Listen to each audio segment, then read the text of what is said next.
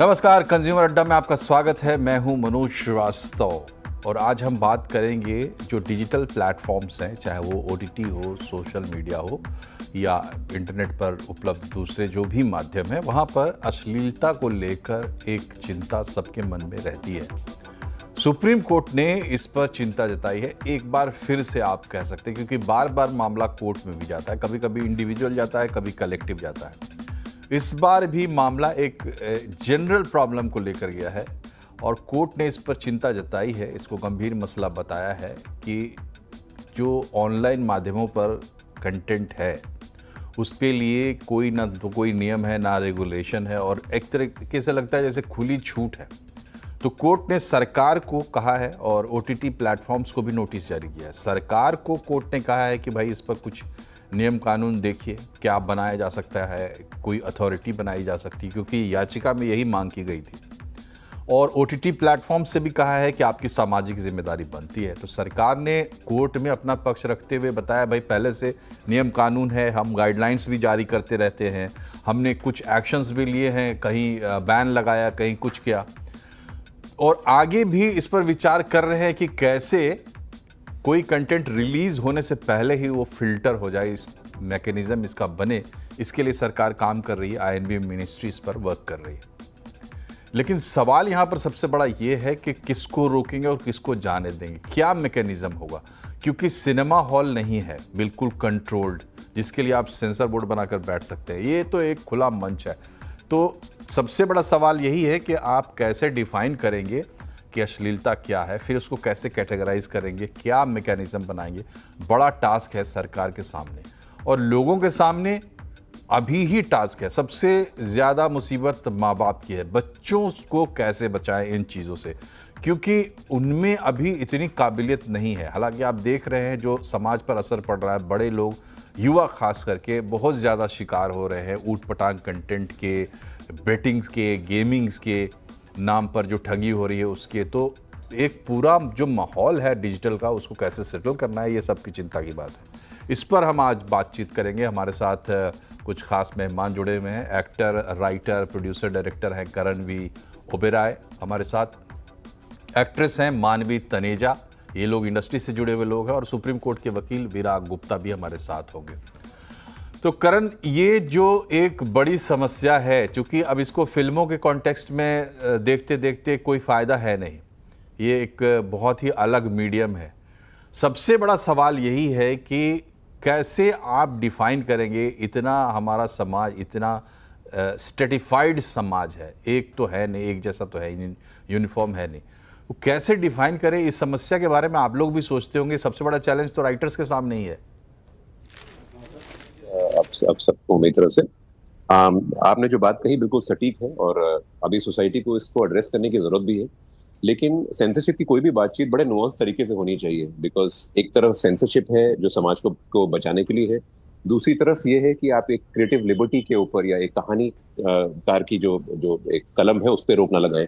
तो और ये नुआंस कॉन्वर्सेशन अक्रॉस स्पेक्ट्रम होनी चाहिए, सिर्फ ओटीटी को लेकर नहीं होनी चाहिए। बिकॉज सिनेमा घर पे तो आप रेगुलेशन लगा सकते हैं, जहां पर आप जाते हैं, एफर्ट करके जाते हैं, फैमिली के साथ जाते हैं, लेकिन घर में एक हमारे पास कोई भी ऐसा टेक्नोलॉजिकल बैरियर भी नहीं है कि अगर आप कोई प्लेटफॉर्म खोलें और उसमें ऐसा कोई रोबस्ट मैकेनिज्म नहीं है जिसकी वजह से आप किसी एक बच्चे को एक अश्लील कंटेंट दिखाने से रोक सकें। मतलब कहते हैं, मतलब there are mechanism within embedded in the system but they are not very effective. एक वो है।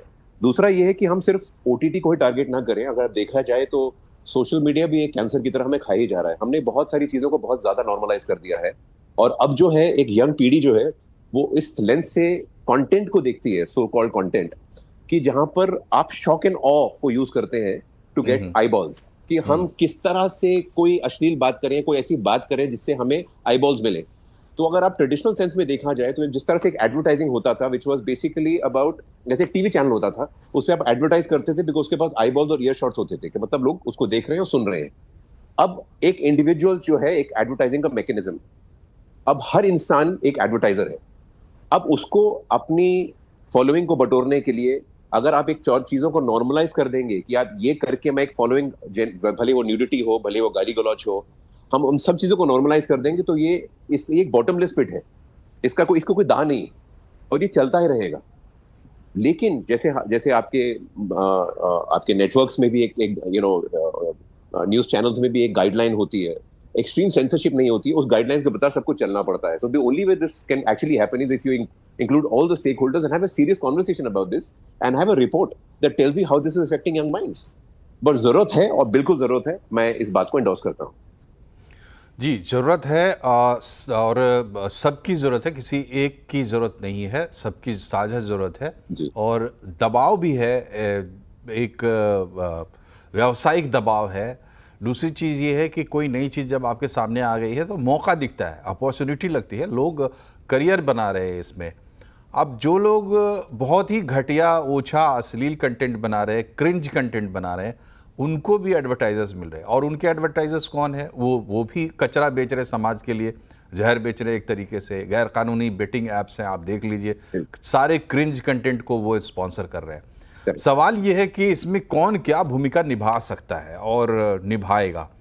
विराग जी, कोर्ट क्या कर सकता है इसमें? कोर्ट के पास तो आप कोई इंडिविजुअल केस लेके जाएंगे कि भाई OTT पे रिलीज हुआ है, वो भी उस पे ही जाएंगे जिस पे आप निशाना लगा सकते हैं। अगर OTT बढ़िया एस्टैब्लिश्ड प्लेयर है तो उसका कोई एक वेब सीरीज उठा के आप कोर्ट में जा सकते हैं, कोर्ट उस पर विचार कर सकता है। ऐसे पब्लिक इंटरेस्ट लिटिगेशंस लेके आप जा सकते हैं कि भाई जनरल प्रॉब्लम है तो कोर्ट कह रही है कि हम कहाँ जाएँ लेजिस्लेशन बनाने, सरकार को कह रही है कि आप कोई लेजिस्लेटिव मेजर लो। तो विराग जी, कोर्ट क्या कर सकता है और जो अभी कर रहा है उसको उसका क्या मायना निकल सकता है? मनोज जी, बहुत ही अच्छा आपका सवाल है और इसमें जवाब दूं उसके पहले 17 फरवरी 2021 को उस समय 16 या 17 फरवरी की रिपोर्टिंग है, सुप्रीम कोर्ट में OTT के बारे में मामला आया था। सॉलिसिटर जनरल साहब ने बोला था कि इसको हम बहुत ही जल्दी नियमों के दायरे में ला रहे हैं। मैंने एक चार्ट बनाया है और इस चार्ट में कुछ 22 घटनाएं हैं पिछले 4 सालों से, जब INB मिनिस्टर ने, IT मिनिस्टर ने, टेलीकॉम मिनिस्टर ने, सरकार ने संसद में जवाब में ये कहा है कि OTT को हम कानून के दायरे में ला रहे हैं। तो कंटेंट के नियमन के लिए OTT जो प्लेटफॉर्म है जहां पर कंटेंट प्रसारित हो रहा है उसको कानून के दायरे में लाने की सख्त ज़रूरत है। ट्राई के अनेक आश्वासन के बावजूद, सरकार के अनेक आश्वासन के बावजूद, इंडस्ट्री की मांग के बावजूद OTT को IT इंटरमीडिएट रूल्स या फिर टेलीकम्युनिकेशन कानून या फिर किसी दूसरे कानून से अभी तक उनको नियमित नहीं किया गया है। अब इससे 2 दिक्कतें हैं। पहली दिक्कत है कि एक परंपरागत जो हमारा इंटरटेनमेंट का सेक्टर है वो कानून के दायरे में है, नियमन के दायरे में है, और जो नया सेक्टर है ये कानून लाइसेंस के दायरे में नहीं होने से इनको टैक्स नहीं देना पड़ता, इनको नियम नहीं फॉलो करने पड़ते। तो ये जो डिस्क्रिमिनेशन है, ये भेदभाव संविधान के अनुच्छेद 14 का उल्लंघन है।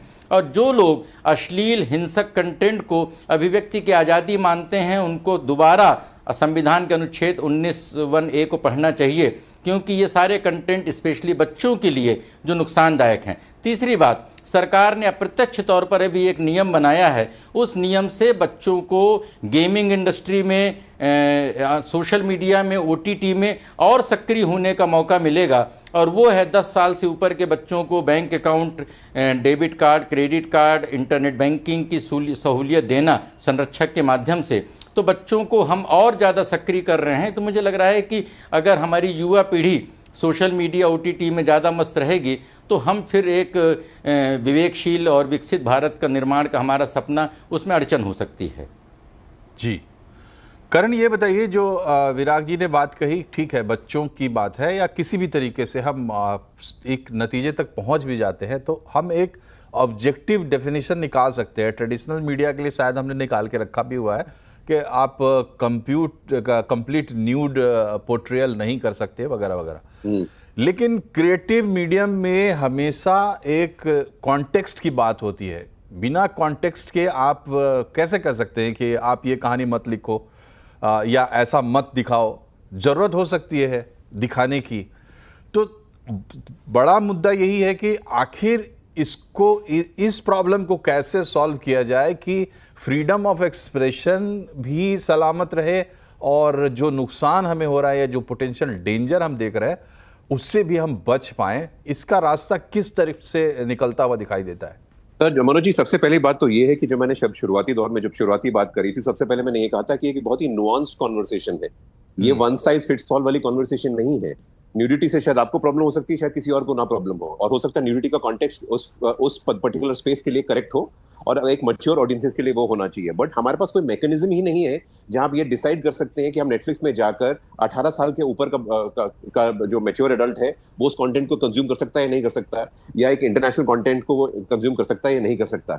ये तो है न्यूडिटी की बात। बट इसके अलावा अगर आप देखें तो ओटीटी के अलावा ऐसे बहुत, देखिए कई जैसे यूरोप में अभी बैन कर दिया है कि आप एक सर्टेन एज के बिलो आप बच्चों को सोशल मीडिया पर इनकरेज नहीं कर सकते, बिकॉज हमारी जो अटेंशन स्पैन है that's become like a gold fish.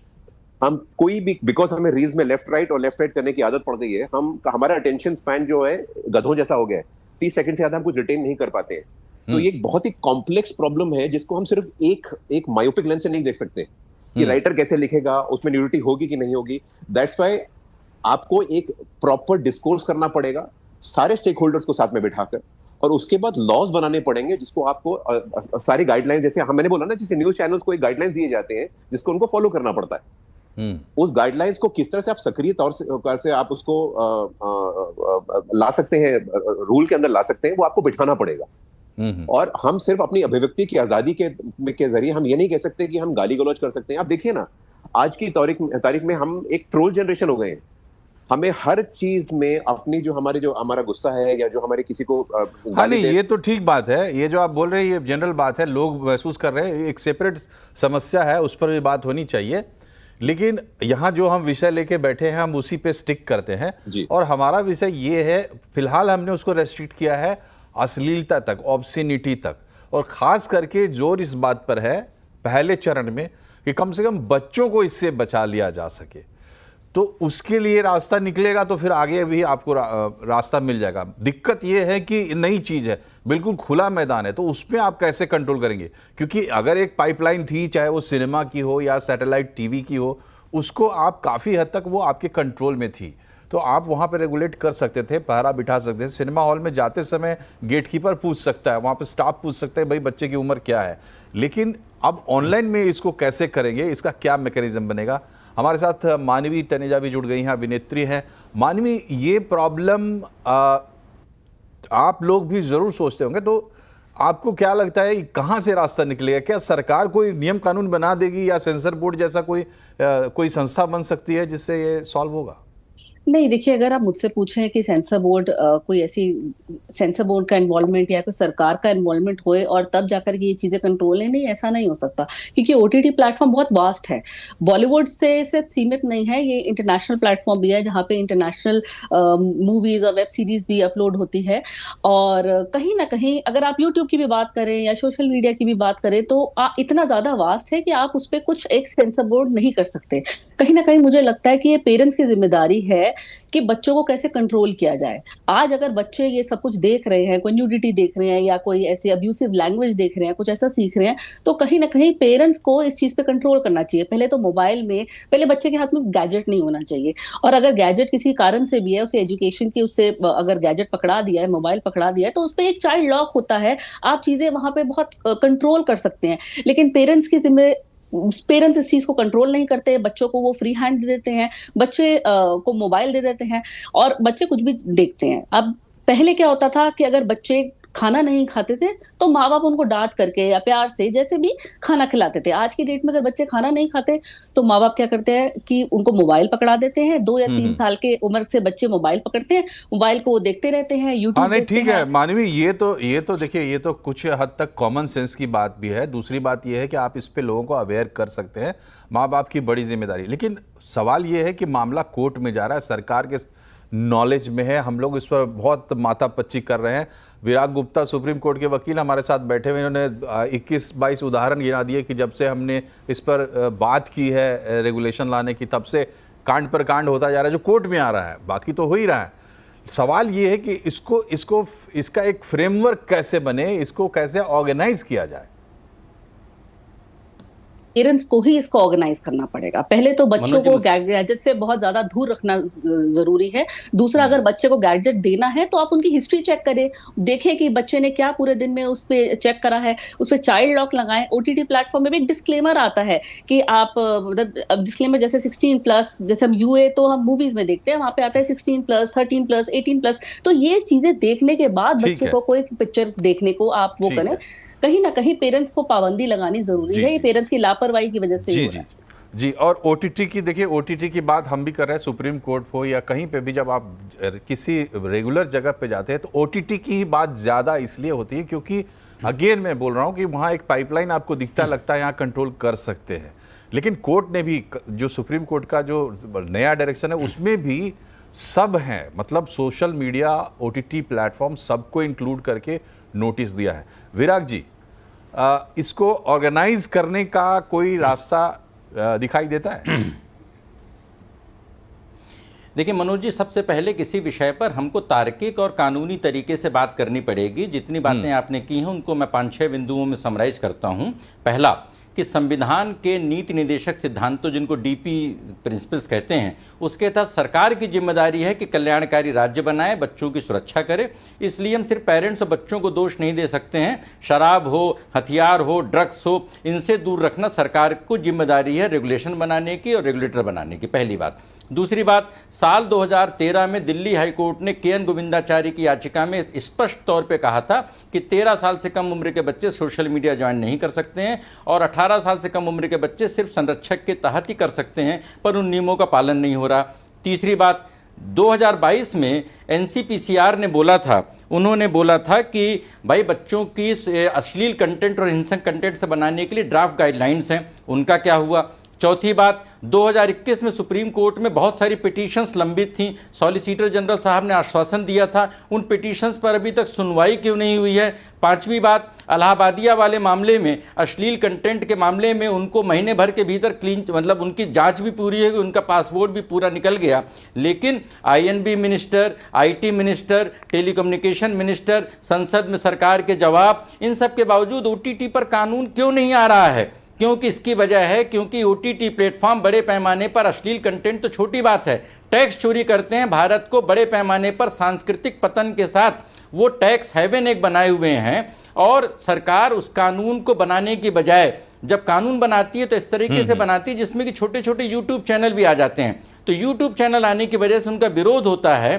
तो मुझे लग रहा है कि इसमें पहले नंबर पर सरकार को एक नीति बनानी है कि हम किस तरीके से इनको एक उसमें लाएं। और जहां तक सुप्रीम कोर्ट की बात है तो सुप्रीम कोर्ट ने जो नोटिस जारी किया उसमें 3 बातें हैं। पहला, उन्होंने कहा है कि कानून बनाना संसद का काम है, फिर भी हम नोटिस जारी कर रहे हैं। दूसरा, उन्होंने कहा है कि हम सरकार को कोई निर्देश देते हैं तो हमारा हस्तक्षेप माना जाता है। और तीसरा, उन्होंने चिंता जाहिर की है, सॉलिसिटर जनरल साहब ने भी, सुप्रीम कोर्ट ने भी। तो जब सभी लोगों ने चिंता जाहिर की है, सरसंघचालक मोहन भागवत जी ने चिंता जाहिर की है, तो हमको कानून बनाने में क्या दिक्कत है? विधि आयोग हमारे पास है, लॉ मिनिस्ट्री हमारे पास है, हम इतने जल्दी कानून बना देते, इस पर कानून बनाकर। जी जी, काम करने में दिक्कत है, चिंता जताने में दिक्कत नहीं है। देखिए, एक सीरीज अभी हाल में रिलीज हुई, इंटरनेशनल सीरीज एडोलेसेंस, उस सीरीज को देखने के बाद ज़्यादातर लोग जो है शॉक्ड हुए, और शॉक्ड इस बात को लेकर हुए कि सोशल मीडिया का जो एक्सेस हमने अपने बच्चों को दिया है उसका कितना खतरनाक असर हो सकता है, और उसकी जड़ में भी अश्लीलता है। और जब ये सीरीज आई तो उसके रिएक्शंस में, हाँ वापस आते हैं विराग जी आपके पास, तो जब हम उस सीरीज पर रिएक्शंस देखते हैं बड़े मेकर्स के, तो वो नेटफ्लिक्स से शिकायत कर रहे हैं या प्लेटफॉर्म से शिकायत कर रहे हैं कि यहाँ इंडिया में हमें ऐसी सीरीज बनाने नहीं देते, ये इंटरनेशनली बनती है लेकिन यहाँ पे ये लोग कचरा ही बनवाना चाहते हैं। तो ये पूरा बिजनेस मॉडल क्या है? और ऐसा कोई बिजनेस मॉडल जो कि लोगों के प्रॉब्लम को सॉल्व नहीं करता हो बल्कि और प्रॉब्लम को एग्रीवेट करता हो, बढ़ाता हो या हार्नेस करता हो, उससे फायदा उठाता हो, क्या हम ऐसे ट्रैप में भी फंसते जा रहे हैं? इसका एक एग्जाम्पल भर है ये कंटेंट का मार्केट, क्योंकि कंटेंट के मार्केट के अलावा भी बहुत सारा मार्केट है। बहरहाल हम इसी पर रुकेंगे और समझने की कोशिश करेंगे कि कैसे इस पर रास्ता निकल सकता है। एक छोटे से ब्रेक के बाद बने रहिए हमारे साथ।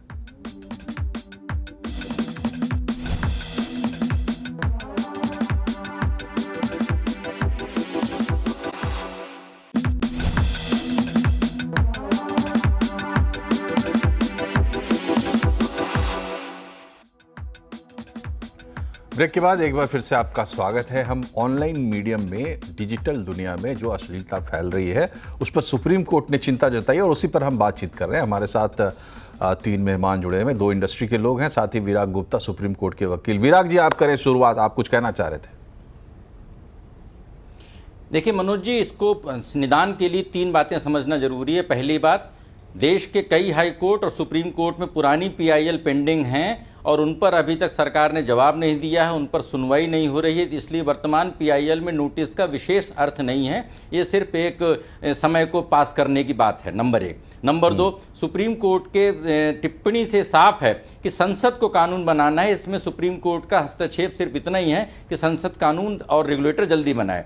तीसरी बात, ये बात सिर्फ हिंसक कंटेंट या अश्लीलता की नहीं है, इसके माध्यम से 2 बड़ी बातें हो रही हैं। पहली बात कि जो सांस्कृतिक जो हमला है वो सांस्कृतिक हमला मैकाले की तरह हो रहा है। मैकाले ने भारत में जिस तरीके से लोगों के दिमाग में कब्जा किया था उसी तरीके से ये हमला है। और जो टैक्स चोरी हो रही है, जो रेगुलेशन से बाहर होने की वजह से एक हम नई कॉलोनी बनते जा रहे हैं, डिजिटल कॉलोनी बनते जा रहे हैं। और ये नया कोई प्लेटफॉर्म नहीं है। अब एआई के 2 साल में 4 वर्जन आ रहे हैं और ओटीटी पर तो पिछले 7 सालों से हल्ला हो रहा है। कोविड पीरियड के बाद ठीक है विराग जी, आपकी बात बिल्कुल सही है, हो चुका है। लेकिन अब इसके लिए तो बड़े जंग की तैयारी में रहिए, क्योंकि अभी तो पार्टी शुरू हुई है, एक एक करके आते जाएंगे आपके सामने नज़ारे। बहरहाल करण, आपका क्या मानना है कि मेरा ये कहना था कि मैं आपको एक एग्जांपल उदाहरण देता हूं कि अगर आपको आज एक 12 साल के बच्चे को विस्की लेनी है तो वो किसी दुकान पे जाकर अपना आईडी कार्ड दिखाए बगैर विस्की नहीं ले सकता।